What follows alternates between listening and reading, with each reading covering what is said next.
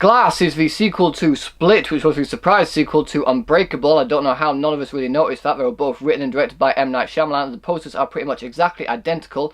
But now, 19 years later, we finally have the superhero trilogy that M. Night Shyamalan planned 19 years ago. This sees Bruce Willis and Samuel L. Jackson return, as well as James McAvoy and Anya Taylor-Joy return from Split. The movie also stars Sarah Paulson, who gathers all three of these characters who believe they are superpowered in some way, because she believes that they are not actually superpowered and it is all just a mental health illness that they have, which makes them believe they are superheroes. And without spoiling too much else as a plot, this movie does focus on whether all of this is actually in their head or if they genuinely are superpowered beings. Now, I was really anticipating this movie. I was really looking forward to it. In fact, that might be a bit of an understatement. I was really excited for this film. I could not wait to see what M. Night Shyamalan was going to do with his franchise. Not only was Unbreakable one of my favourite movies of its release year, so was Split. I also loved that movie. Not as good as Unbreakable in my opinion, but still really enjoyable. I mean, when I first saw it the first time, and you don't know it's an Unbreakable sequel, the bit where you realise that James McAvoy is in fact superpowered, didn't really make much sense until they revealed it was connected to the Unbreakable universe, and that just made me jump out of my seat. I was so excited, and when they announced that this movie was coming out, I could not contain myself,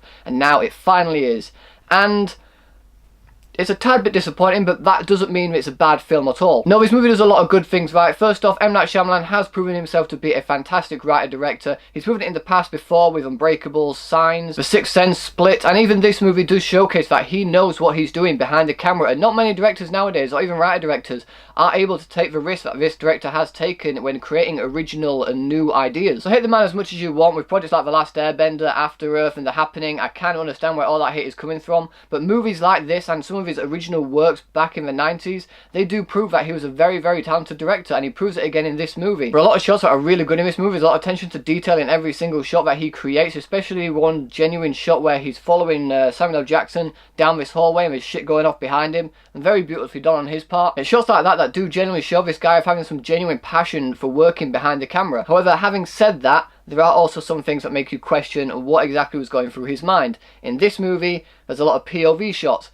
Granted, at times, it works really well. There are some moments where it can be used in a very comedic way, and sometimes where it can be used in a very effective way. However, there are also other times where it's used a little bit too much, and it just doesn't make sense for a particular scene he's going for, or the particular mood that he's trying to set for that particular scene. Other than that, from a technical aspect, this movie does look really good. The score as well, I also thought was really good. There are hints of the Unbreakable score as well, originally done by James Newton Howard, I believe. I'm pretty sure that's who did the score for Unbreakable. And while that aspect of the score wasn't in the movie as much as I probably hoped it would be, there are still some very nice references to that original score, which I thought was really good. The acting for this movie as well was absolutely fantastic. James McAvoy once again steals the show in this movie. He is outstanding in this film. The way he switches between these characters is absolutely incredible. I don't know how this guy does it, not only in physicality or in tone of voice, but even just little looks, glances, even the little mannerisms that he embodies as these characters. You see it all happen so quickly in this movie as well, as we have these lights which kind of change his personality or force him to change the personality that is currently inhabiting him. So throughout the movie you're getting these flashes of light and James McAvoy having to seamlessly transition into one character to the next, and he does it so well. He's such an incredible actor, and he really once again proves it in this movie. He's outstanding in this film. Definitely stole the film for me. Bruce Willis wasn't actually fun in this movie, surprisingly. I mean, admittedly in his past few movies he's not been really giving a shit. Maybe because he cares a lot about his material or the script, or because he was in the original, I don't know. Either way, he gave a good performance in this movie. I was really impressed. Sarah Paulson was also really good, as was Anya Taylor-Joy. The rest of the cast all do really good jobs. Samuel L. Jackson in this movie is great as Glass. I'm going to say that now.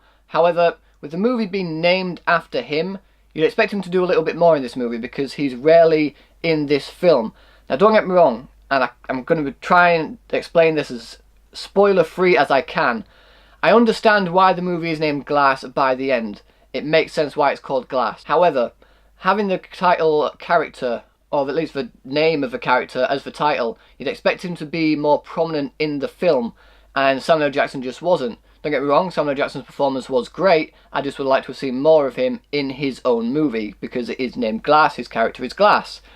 Where was Glass? Having said that as well, Bruce Willis also kind of takes a bit of a back seat in this movie. This movie just seemed again to be focused on James McAvoy's character, and again, he does a good job of holding every single scene he's in, so I kind of understand why they chose to focus on him in a way. But when you've got two other talented actors in this movie and the story being based around all three of these characters, it made sense to kind of focus on each and every one of them. Granted, the movie tries to do that in its 3-act structure, but in a way, it just seemed like a lot of it was thrown at James McAvoy's character. If I had to put it in a different way, it'd have to be the first act focuses on Bruce Willis with James McAvoy, the second act focuses on James McAvoy, and the third act really focuses on Glass, but again, with James McAvoy. The way M. Night Shyamalan has done these movies is more of a character-driven superhero piece rather than your big blockbuster epic superhero movies. However, in this movie, he kind of combines both the epic grandeur that some superhero movies go for, along with his own character-driven basis that he's created beforehand. I don't know if any of those words even made sense in that sentence. I'm pretty sure I used words incorrectly, but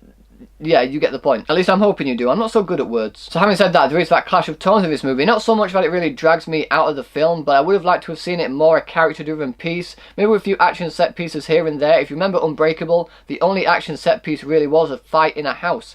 And that was really it. This movie has a few more moments like that, and although they're done well and shot very well, it kind of just feels like it should have really been focused on the characters more than them actually going at each other. And the ending of this movie is not what I was expecting. I'll say that. Like, the first act of this movie really pulled me in. I was really invested into the story. I was interested to see where they were going to go. The second act then focuses on the characters, which I also really enjoyed. In certain moments it did start to drag at a certain point, but then the third act happens, and while it started off very strongly, the way the movie ends may be a little bit of an issue for me.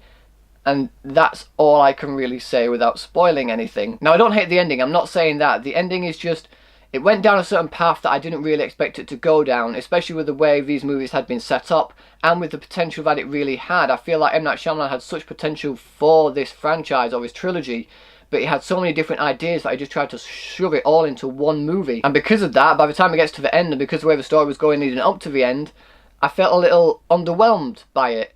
And I don't really want to say I hated it because I genuinely didn't hate it, but I also didn't love it at the same time. I feel like I need to see this movie again just to really decide what my thoughts are on the end. Granted, the very, very end, the literal last shot of this movie where there's three particular characters who I won't say the names of, I understand the end, I understand it, I get it, but certain things happen as well, and again, I'm just going on about it, but it's so hard to explain without spoiling anything. To sum up, the first two acts, really, really good. The third act started off really well. The end, I'm not too sure on as of yet. It was well directed, it was well acted. The score, again, was really, really good. I have to say, I did really enjoy this movie, as much as other people may be saying they hate it or they love it. I haven't actually seen any other reviews for this film yet. I personally enjoyed the other two, so I knew what I was getting in for in the character development side.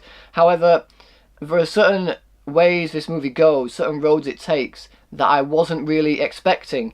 I don't know if you guys feel the same. It's hard again to explain without spoiling anything. I'm considering doing a spoiler review. I'm not too sure. It depends if I have the time. But overall, I did really enjoy this film. I do recommend checking it out if you have seen these two and you do genuinely enjoy Unbreakable and Split. If you have seen them and you didn't enjoy them, you will not like this movie. You will not like it at all. I personally enjoyed it. Could have been a bit better here and there. It was a little bit disappointing for what I was actually expecting from it. But other than that, it was a good time. James McAvoy steals the show in this movie, as I've already explained. For all those reasons, I'm going to give Glass 3 stars. My god, it was so difficult just giving a movie a star rating. So, Glass, have you guys seen it yet? What did you think about it? Whatever you thought, let me know in the comment section below. I genuinely want to know what your thoughts are about this movie. Maybe in the comment section as well we can talk more about spoilers, so just in case, guys, do not scroll down in case of spoilers. If you like this video, please give it a thumbs up, share the video with friends, and if you want to see more videos just like this one, then subscribe to my channel for more. Thanks again for watching. You guys are awesome, and I will see you all in the next video.